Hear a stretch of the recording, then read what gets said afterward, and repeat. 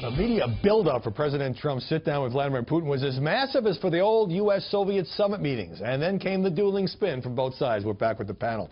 Ed, you've covered some of these international meetings. Our journalists reduced to kind of sifting through the spin from both sides because we don't know what actually happened between the two presidents. We don't, but there's another example where CNN, there's all kind of more of these GIFs and photos out there on the internet where, CNN before the meeting was out there pounding this narrative that, Donald Trump is not even going to raise election meddling with Vladimir Putin.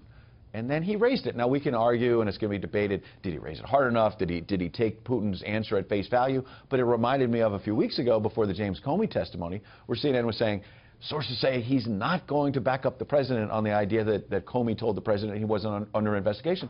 Then he testified, and he said, yeah, I did tell the president he was not under investigation. The president indeed brought it up, Mo, and Rex Tillerson told reporters that Trump pressed him more than once, turned out to be twice. Lavrov, on the Russian side, says, well, Trump accepted the statements of denial by Russia, and journalists are left to try to figure out where the truth lies. Yeah, this is actually where I criticize. I think the media's spin about the dueling spin is actually off. Or this is where I think the media is getting it wrong. I actually think there isn't that much difference between Lavrov's account and Tillerson's account. They're not necessarily contradictory. Well, they're certainly not contradictory. Right. And to hear some of the media today, it sounds like these are two completely, radically different perspectives. No, Lavrov said the president accepted our assurances. Tillerson said the president asked Putin. Putin answered no. He pushed back a little bit and then said, let's move on. That's actually not that radically different. And I personally think that's a problem, but it's not that different. But also, President Trump started the meeting with it and spent like 5 minutes, for the most point, on it. That's more than the media thought he was going to spend. Do you think there was too much focus on that, as well as, please just spare me any more analysis of handshakes and body language? That's what we were talking about that going forward. I was like, if I have to hear one more body language expert into it, what was going on in this meeting, I'm going to kill myself. But I will say, the problem with covering things like this, as a commentator, I'm not a journalist, but you get people from one side who are like, whatever happens, this is going to be a bromance. It's just going to absolutely be every fear you ever thought of the relationship between President Trump and Vladimir Putin. But on the opposite side, I got in a conversation on my show with one of our One Lucky Guys about how I think optics are still important, that if they were hugging and kissing each other on the cheek, it would optically be bad.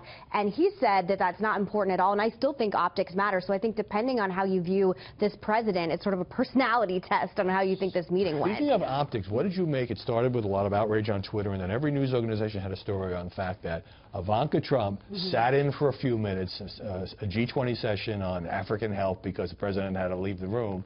Didn't seem like that big a deal to me, but there was all this outrage about, well, who elected her, and the first family is running the country, and she's not qualified and all that. Well, Angela Merkel, of all people, came out and defended her, and I guess there's a rule that if you leave, you can put your top-serving surrogate in to sit, and I guess President Trump left for another meeting, so I don't really understand what the scandal is. Ivanka Trump is a White House official, right? Yes, she's a top White House official, and I think this poor girl can't win for losing. I mean, people are just going after her for every reason. I didn't love the fact that she went on TV and said that she's, quote, not a political person. I think if you're working in the White House, you are innately a political person. I think she meant that being said, sitting in on a meeting where it's perfectly normal protocol to do so and getting attacked so viciously on Twitter. Optically, I don't know why she pushed the reset button. Oh, wait, no, that was Hillary Clinton. I'm sorry, that was someone else. So now we have these headlines today. New York Times, maybe this is yesterday. Once dominant, the United States finds itself isolated at G20. Washington Post, summit exposes Trump's isolationism. So he's pushing a narrative. He's pushing the Europeans in particular on NATO, on trade, on climate change. He's taking a different position. That word isolating, I mean, isolationism, it's kind of like a dirty word in the journalistic lexicon, as opposed to he's challenging these other countries. Sure, and rather than just going along with Angela Merkel. I mean, if you look at some of the pre-summit coverage, it was Angela Merkel trying to make sense of Donald Trump. She'll have to, lead the way because he may not want to focus on just her, and she's the lead dog here. Wait a second.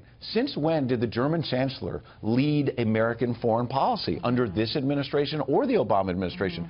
Angela Merkel's views are important, of course, but she shouldn't have to drive it. And this president is showing leadership. Do you think, Mo, that once the meeting, particularly the Putin meeting, was not a train wreck, and it seemed to be done professionally, that the media, which had low expectations for the president, just kind of moved on to other geopolitical issues? I mean, look, I personally think that meeting was a train wreck for American foreign policy. I think the advanced people did a nice job. I think the advanced people did a nice job. Wait, the Putin meeting? Yeah, I think that was. Didn't they get a Syrian ceasefire out of it? Is that a train wreck? Well, we'll see what happens. It's not like. Well, hold on, but that's not a train wreck. Hold on, it's not like the Syrians and the United States have the same. Or, I'm sorry, the Russians and the United States have the same objectives in Syria. He wants to prop up Assad, right? But that's your personal opinion. But get to your other point. But to the point about the isolationism that we were talking about, the president was the only leader there who had pulled out of the Paris Accords. The president was saying things on trade that could lead to some trade wars. So on policy, the United States is more apart from the other 19. Right, you may embrace that. You may like that. But let me get more isolated. Megan in our last half.